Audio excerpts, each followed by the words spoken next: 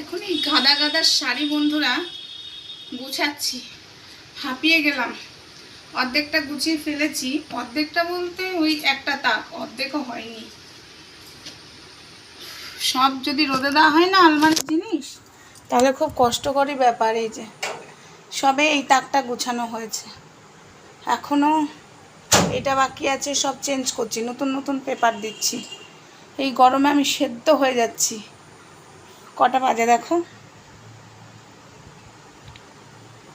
আমি দেখি ভালো করে, এখনও 1টা বাজতে 2 মিনিট বাকি।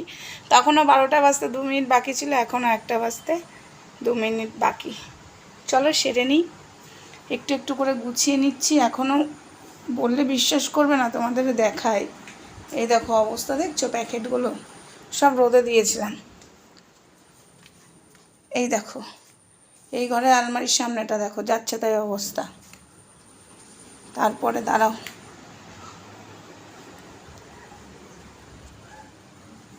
ওদিকে দেখতে পাচ্ছ ওইগুলো। তারপরে এই যে গোটা তার রয়েছে, এখন এগুলোকে তুলবো, গুছাবো। কারণ ভাদ্র মাসে রোদে দেওয়া, কারণ ভাদ্র মাসে দেখি এখন বৃষ্টি হয়, ওই ঝেঁকে ঝেঁকে বৃষ্টি আসে, আবার ঝেঁকে ঝেঁকে রোদ আসে। তার থেকে এখনই রোদে দিয়ে, যখন আমি গুছাচ্ছি ঘর দুয়ার, একবারেই রোদে দিয়ে ভরে নিচ্ছি, বুঝেছো? চলো আবারও পরে আসছি। কখন এই ভিডিওটা পোস্ট হবে আমি জানি না, টাইমটা তো দেখেই নিলে হয়ে যাবে পোস্ট।